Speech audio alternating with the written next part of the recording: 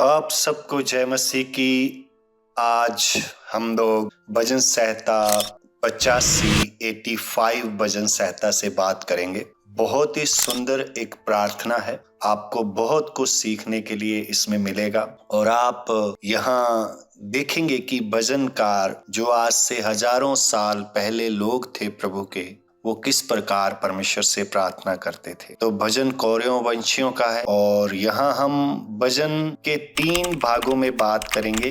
पहला हम उसके 1 पद से लेकर 3 पद तक, फिर हम 4 से 7 पद तक और फिर हम 8 पद से लेकर उसके 13 पद तक बात करें। तो भजनकार किस प्रकार परमेश्वर से प्रार्थना करता है, आपको प्रार्थना के विषय में सीखने के लिए बड़ी सहायता मिलेगी इस भजन सहायता से। इसलिए आप बड़े ध्यान से सुने, मेरे साथ आप इस भजन को समझने की कोशिश करें। भजन इस प्रकार शुरू होता है, 1 पद से लेकर 3 पद तक मैं आपके लिए पढ़ूंगा। हे यहोवा, तू अपने देश पर प्रसन्न हुआ, याकूब को बंधुआई से लौटा ले आया। तूने अपनी प्रजा के अधर्म को क्षमा किया और उसके सब पापों को ढांप दिया। तूने अपने रोष को शांत किया और अपने भड़के हुए कोप को दूर किया। पद 1 से 3 तक हम देखते हैं यहाँ कि भजनकार, ये जो गीत गाने वाले लोग हैं, ये प्रार्थना करने वाले लोग हैं, ये परमेश्वर से प्रार्थना कर रहे हैं कि परमेश्वर तूने बड़ी सहायता की, तू अपने लोगों पर प्रसन्न हुआ, तू याकूब को बंधुआई से लौटा ले आया। हम देखते हैं कि हमने देखा कि किस प्रकार परमेश्वर ने अपने लोगों को छुड़ाया। जब वो मिस्र में गुलाम थे तो परमेश्वर ने उन लोगों को कैसे बड़े सामर्थी कामों को दिखाकर उनको मिस्र से छुड़ाकर उनको कनान देश में पहुंचाया और परमेश्वर ने बड़े बड़े सामर्थ के काम उनके बीच में किए। तो फिर वो कहता है दूसरे पद में कि तूने अपनी प्रजा के अधर्म को क्षमा किया।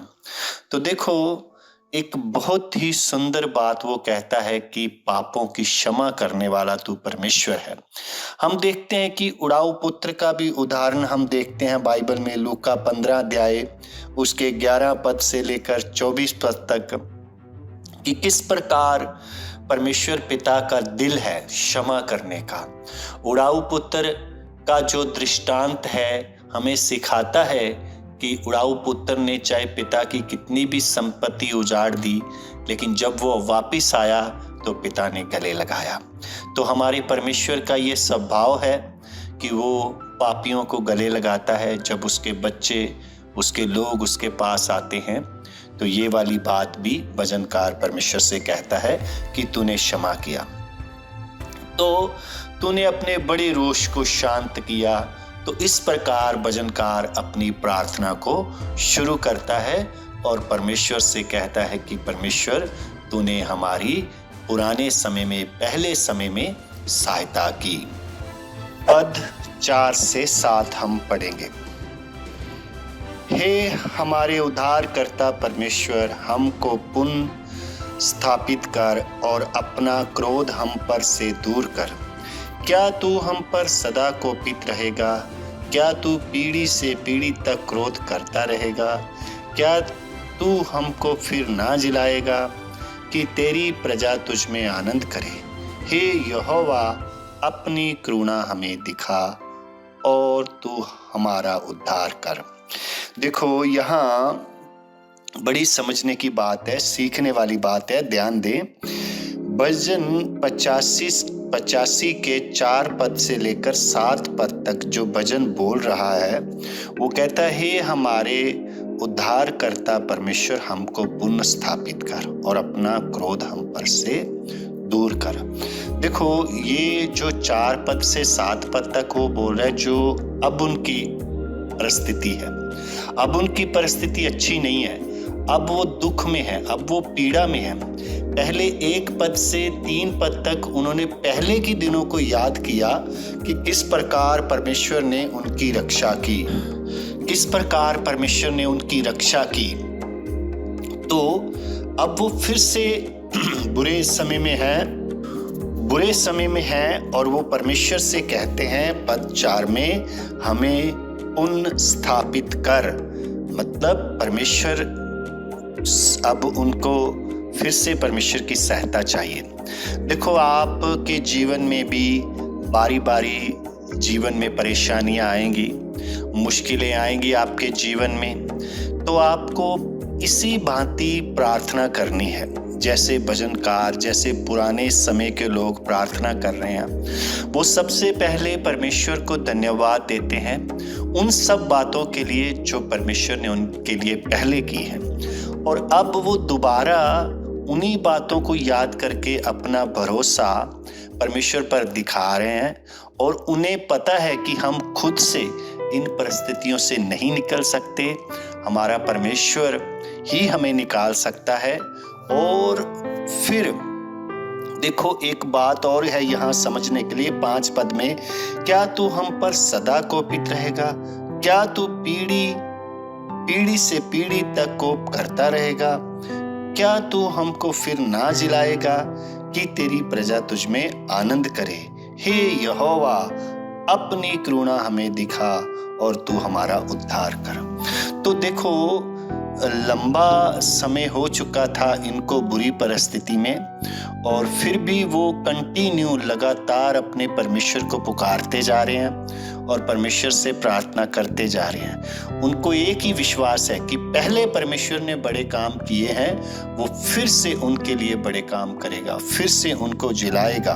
उनका विश्वास है कि जैसे यहेजकेल के 37 अध्याय 1 पद से लेकर 11 पद तक सूखी हड्डियों को जिलाया गया था, परमेश्वर उनको फिर से जिलाएगा।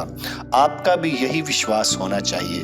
देखो, परमेश्वर सूखी हड्डियों में जान डाल सकता है तो वो आपके अंदर भी जान डाल सकता है। वो आपकी सारी परिस्थितियों को ठीक कर सकता है। अपना विश्वास मजबूत करें और परमेश्वर से प्रार्थना करें, परमेश्वर तूने पहले बड़े काम किए हैं, तू अब फिर से कर। विश्वास के साथ प्रार्थना करें, परमेश्वर आपकी प्रार्थना सुनता है। पद 8 से लेकर 13 तक, मैं कान लगाए रहूंगा कि परमेश्वर यहोवा क्या कहता है।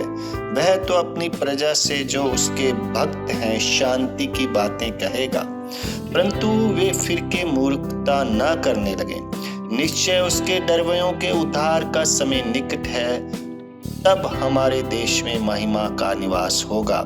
करुणा और सच्चाई आपस में मिल गई, धर्म और मेल ने आपस में चुंबन किया। पृथ्वी में से सच्चाई उगती है और स्वर्ग में से धर्म झुकता है। फिर यहोवा उत्तम पदार्थ देगा और हमारी भूमि अपनी उपज देगी। धर्म उसके आगे आगे चलेगा और उसके पद जिनों को हमारे लिए मार्ग बनाएगा। देखिए, बहुत ही खास भाग पे हम पहुंच चुके हैं। यहाँ पे आपके लिए सीखने के लिए बहुत कुछ है, आपको ध्यान देना है।